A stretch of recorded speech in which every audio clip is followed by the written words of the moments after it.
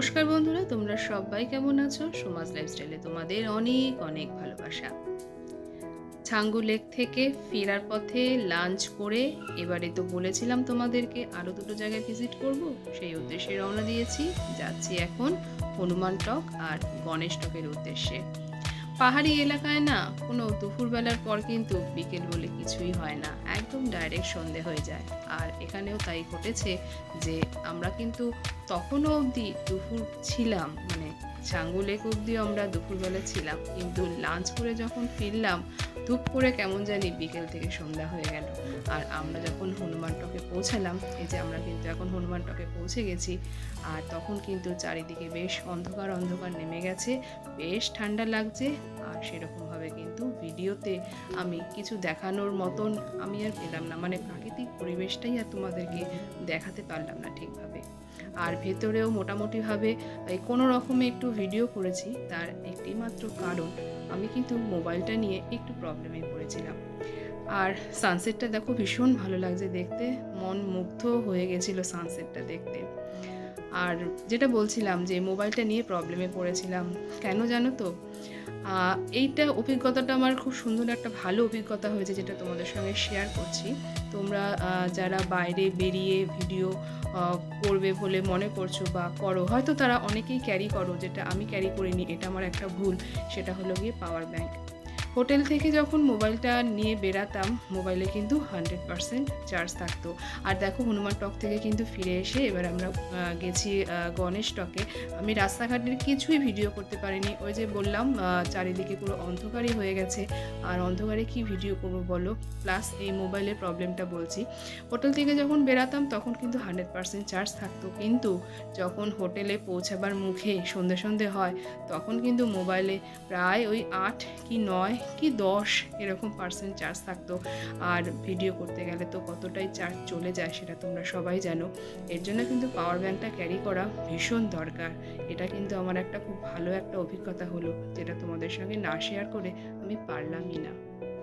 আর হনুমান টক বলো বা গণেশ টক বলো, যেটাই বলো না কেন, সবই তো এই পাহাড়ের উপরে।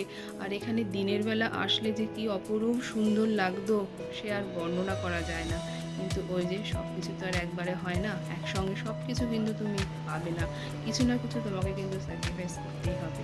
এই দুটোর প্রাকৃতিক সৌন্দর্য না হলে স্যাক্রিফাইস করলাম, আর বাকি যেখানের প্রাকৃতিক সৌন্দর্যগুলো উপভোগ করেছি তোমাদের সঙ্গে শেয়ার করেছি। আর আগামী দিনগুলোতে যা যা প্রাকৃতিক দৃশ্য আমি অনুভব করব তোমাদের সঙ্গে অবশ্যই যতটা পারবো শেয়ার করার চেষ্টা করব। আর নিজের বুদ্ধিতে নিজের অভিজ্ঞতায় যতটুকু যেভাবে পেরেছি আমি ভিডিও করেছি। আসলে আমার ভিডিও করার অভিজ্ঞতা তো ওই ঘরের 4টে দেয়ালের মধ্যে, এর বাইরে তো কখনোই সেরকমভাবে ভিডিও করিনি, যার জন্য কিন্তু বাইরে সেভাবে ভিডিও করতে গিয়ে আমি কিন্তু একেবারে হকচকিয়ে গেছি যে কিভাবে গুছিয়ে ভিডিও করলে তোমাদের ভালো লাগবে। তাই যেভাবে পেরেছি তোমাদের সঙ্গে ভিডিও শেয়ার করার চেষ্টা করছি। এই গণেশজির মন্দিরের এখান থেকে গ্যাংটক শহরটা পুরো দেখা যাচ্ছে, আর সানসেটের ভিউ। সূর্যি মামা আপাতত তার গন্তব্যস্থলে আবার আগামীকাল উদয় হওয়ার জন্য প্রস্তুতি নেবেন। আর এদিকে হলো গিয়ে গ্যাংটক শহরটা। ক্যামেরাতে আমি কতটা বোঝাতে পারছি জানি না, কিন্তু নিজের চোখে আমি যেটা দেখছি সেটা আমি বর্ণনা করতে পারবো না, এতটা অসম্ভব সুন্দর লাগছে দেখতে। তো চলো আজকের মতন ঘোরাঘুরি শেষ করে, বলো তুমি জোরে বলো, লজ্জা পেয়ে গেছে।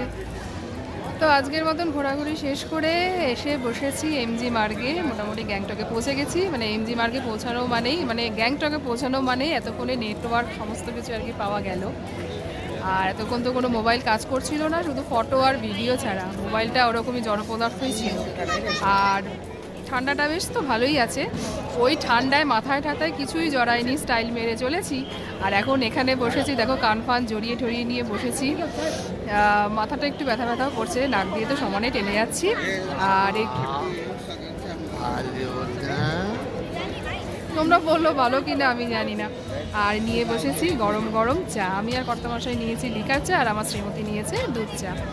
চাটা অসম্ভব ভালো, সব চাটা অসম্ভব ভালো, কালকে খেয়েছিলাম। আর চাটার মধ্যে না রয়েছে আদা, লবঙ্গ আর গোলমরিচ, যেটা এই ঠান্ডার মধ্যে দারুণ লাগে খেতে। কালকে খেয়েছিলাম, নেশায় পড়ে গেছি। তবে চিনিটা একটু কম হলে, মানে মিষ্টিটা একটু কম হলে আমার ভালো লাগতো খেতে।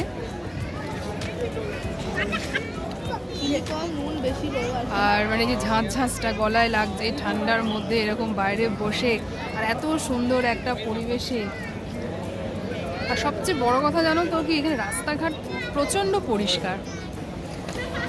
দেখো একদম মানে ঝাঁ চকচকেই পরিষ্কার বলতে পারো। আর এরকম ডাস্টবিন একটুখানি ছেড়ে ছেড়ে দুটো করে ডাস্টবিন এরকমভাবে রাখা আছে, একদম পরিষ্কার ঝাঁ চকচকে। যার জন্য কি এখানে বসে মানে সময় সুন্দর কেটে যায়। তো এখানে চা পর্বটি সেরে বেরো যাবো হোটেলে। আসলে হোটেলে একবার যদি ঢুকি আর বেরাতে ইচ্ছা করবে না। আর এখন বাজে কিন্তু সবে মাত্র 6টা, সন্ধ্যে 6টা বাজে। হোটেলে ঢুকে বা এতক্ষণই বা কী করবো, তাই প্রথমের সময় বললো, ড্রাইভারও বললেন যে এত আগে হোটেলে ঢুকে কী করবেন, এখানে বসুন। তো চা ফা খেয়ে যাবো হোটেলে। আর কালকে তারপরে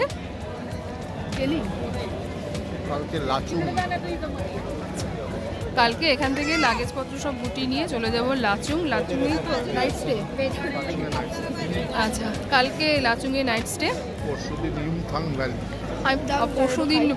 পরশুদিন যেখানে, সেটা পরশুদিনের গল্প, তখন পরশুদিন হবে, আমি ভুলে যাব রীতিমতো, বলে লাভ নেই। শ্রীমতী নিলও ওর অচাটা একটু টেস্ট করবে।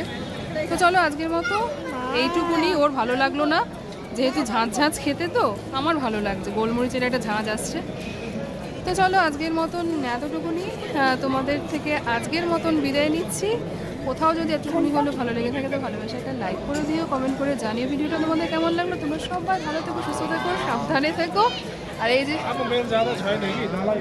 আর গত মাসের এই ভালো নাটা কি ভালো না বলছে, আমি কি ভালো না, তার খুব ভালো লাগছে এরকম ভাবে বলতে। তো চলো অনেক বক বক করে দিলাম। তোমরা সবাই ভালো থেকো, সুস্থ থেকো, সাবধানে থেকো। তোমাদের সঙ্গে দেখা হবে অন্য আরেকটি কোনো নতুন ভিডিওর সঙ্গে। ততক্ষণের জন্য টাটা। চলো আমি গরম গরম চাটা খাই, আর তোমরা এই মুহূর্তে যে যা করছো সেই কাজগুলো করতে থাকো। চলো টাটা।